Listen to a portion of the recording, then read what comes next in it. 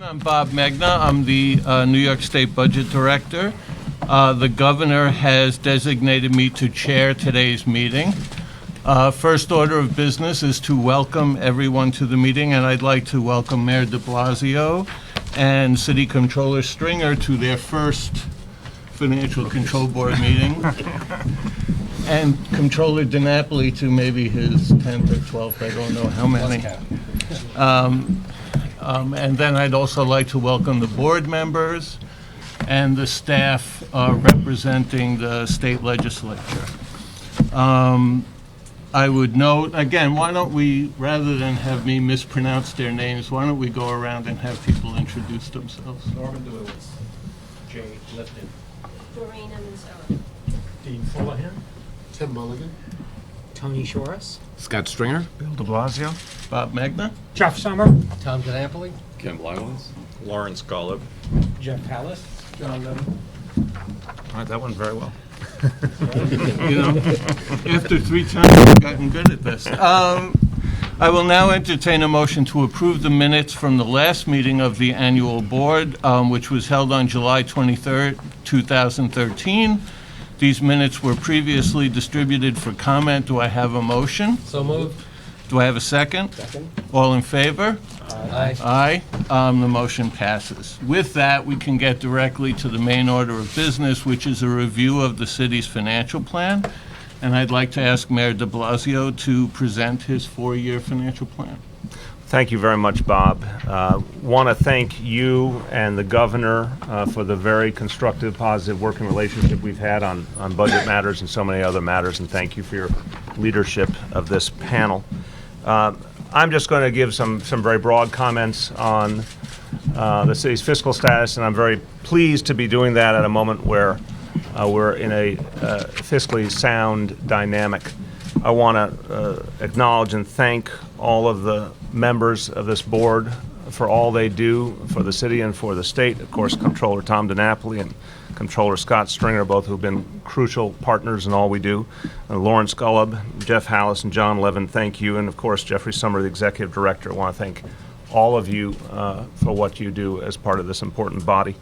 I think everyone knows I was elected with a particular vision of what a New York City government had to achieve for our people against the backdrop in which so many people were struggling economically. We presented a progressive vision. But at the same time, I said very, very clearly that any such vision could only be achieved in a fiscally responsible manner, that it would not be sustainable, it wouldn't be effective if there wasn't an underlying sensibility of fiscal prudence. We are, in this administration, very proud of the path that we started on these 7 months, and we're proud of the things we've started, but we know they only function properly if we constantly watch our fiscal dynamics and ensure they are sustainable. A quote that I love to reference is from someone who I have seen as a great exemplar in the work of government and a true example of all the good that New York City and New York State have done for the world, Franklin Delano Roosevelt, who said, too often in recent history, liberal governments have been wrecked on the rocks of loose fiscal policy. So President Roosevelt summarized better than I could the notion that if we want to pursue important ideals, if we want to reach so many people in need and create a more just society, we can only do that if we are fiscally sound. The team in this administration has done an extraordinary job. I asked those who joined the administration to take on an entirely unprecedented situation with massive unknowns, particularly around our labor dynamics. The team that saw us through to a balanced budget, that saw us through to a greatly improved situation in the relationship between management and labor and put us on such a sound sound standing, I should say, for the future. Tony Shoris, our first deputy mayor, has done an extraordinary job marshaling all the pieces of this government towards effectiveness and fiscal prudence. Dean Fullahan, my budget director, and of course Bob Lynn, our commissioner for the Office of Labor Relations. Bob entered into a situation that, again, unprecedented in the city's history, 152 open labor contracts, never had happened before in the city's history. I said to him, at the beginning of the process, I said to him during the interviews that the measure I would hold for success would be if during the first calendar year, during 2014, we could get half of those contracts settled, given the difficult history, given the length of time that had transpired without the contracts having been settled. I thought if we could get half of them done in the first year, it would be an extraordinary measure of success. By the end of this spring, Bob Lynn had gotten 60% of all city workers under contract, and we expect to have a lot more progress on that front in the next few months. So that is an extraordinary step forward for the city writ large, for the relationship between labor and management, for the ability of our workforce to do its job well and productively, but essentially, and obviously greatly of concern to this board, that was the gateway to creating a predictable and sustainable dynamic for the city, and we're very proud to have achieved that, and you'll see it obviously in the details of our report. One of several elements that I think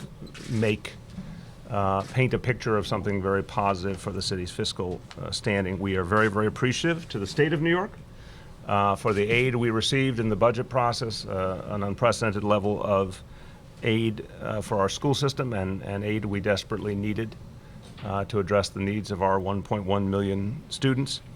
A new and unprecedented commitment to full-day pre-K for every New York child. It's a 5-year commitment that will allow us to build this program out effectively and make it, I think, a transcendent piece of our educational system. At the same time, in the course of the budget process this year, we boosted our general reserves to a historic high. We kept our out-year gaps well below historical averages and restored and increased, in fact, funding to the Retiree Healthcare Benefits Trusts. These were things that we all thought were important to do for the future of the city. I know that there was a great deal of support for these actions by monitors, including Comptroller DiNapoli and Comptroller Stringer, on the notion that these were kind of foundational steps we had to take for the long-term fiscal health of the city.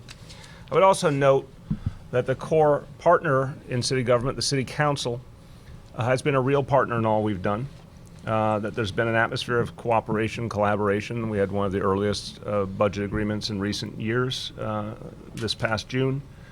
There's been an openness and transparency in the process that has helped us to focus on the most essential issues, and it's helped us to keep the focus on fiscal stability as well.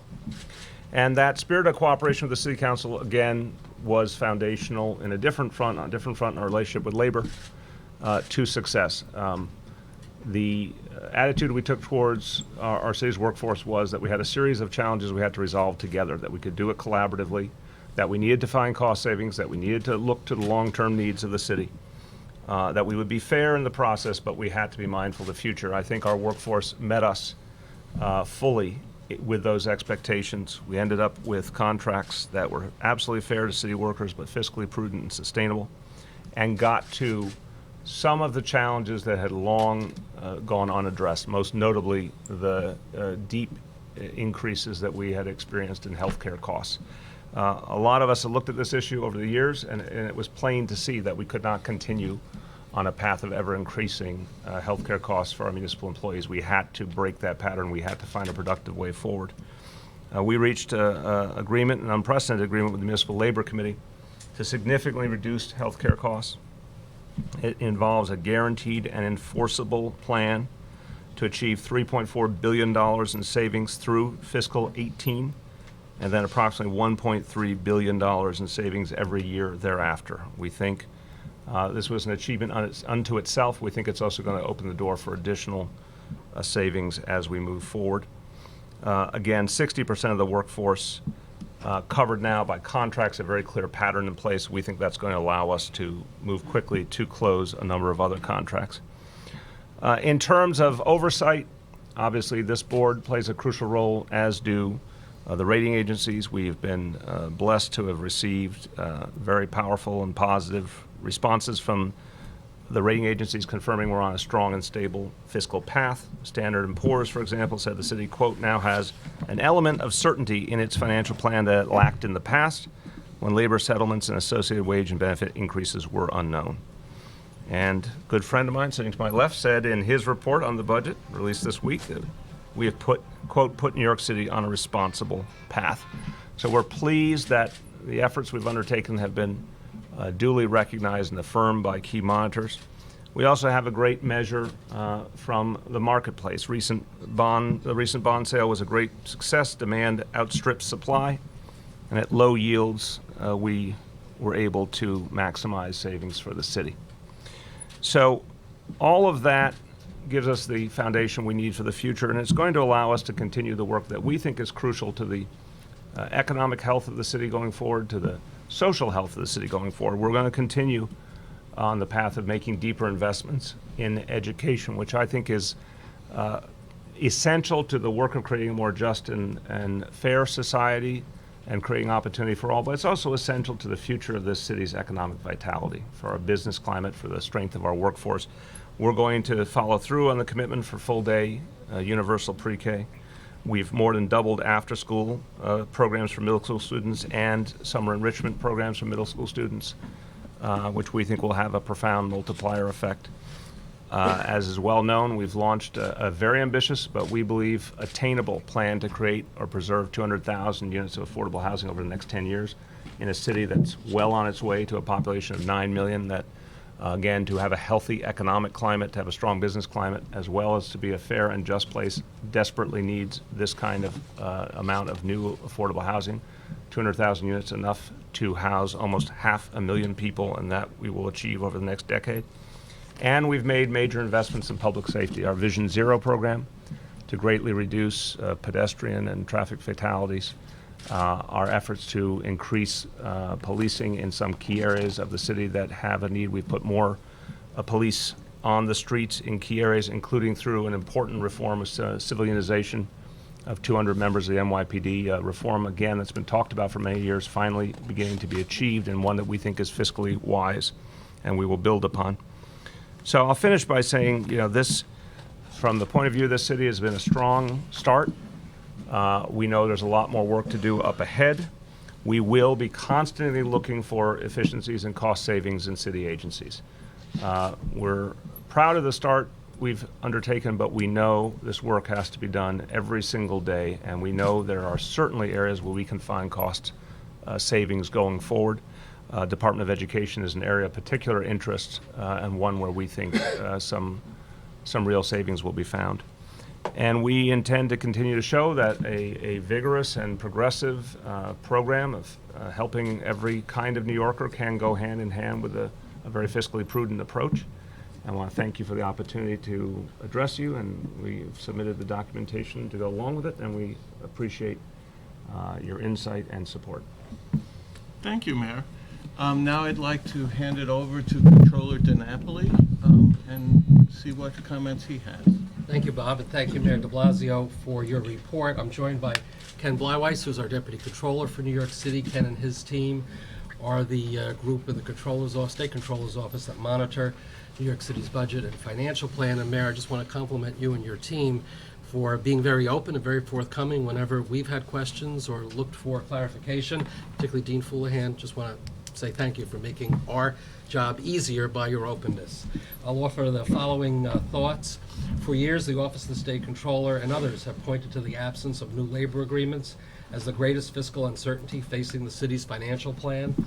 This past May, the city reached a long overdue agreement with the United Federation of Teachers, an important step forward.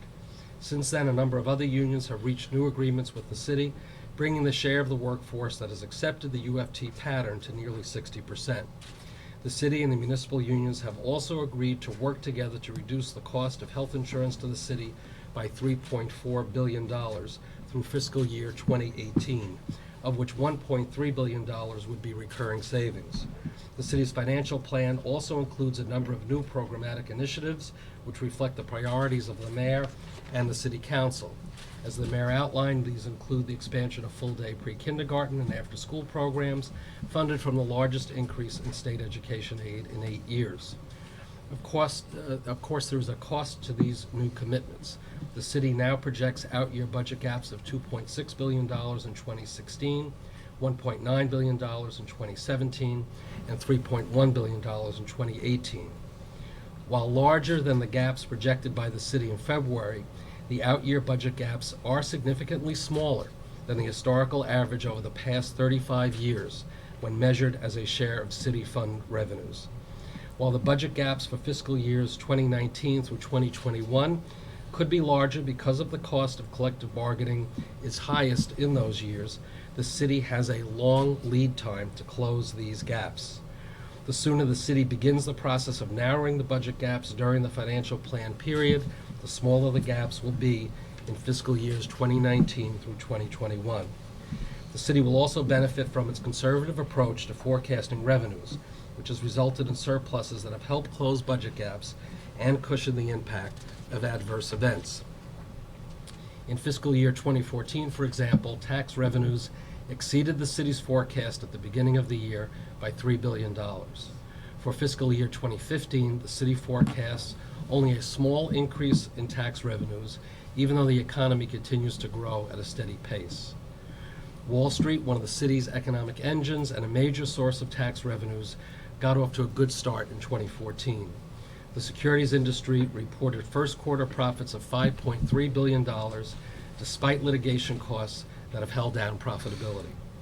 Although profits were less than last year's first quarter, the first quarter results put the securities industry on pace to exceed the city's forecast for this year. The city also continues to add jobs at a solid pace. In 2013, employment reached a record high of 4 million, although many of the new jobs have been concentrated in lower-paying sectors. The city's unemployment rate has fallen from a recessionary peak of 10.1% to 7.9% in June, but it remains higher than it was before the recession.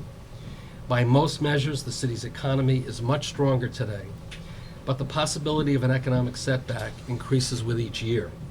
Changes in the business cycle are inevitable, and the national economic recovery has already exceeded the average length for all recoveries since the end of World War II. Thus, I commend the mayor and the city council for increasing the general reserve to $750 million. In fiscal year 2014, the city rescinded the planned transfer of $1 billion from the Retiree Health Benefits Trust and contributed an additional $864 million.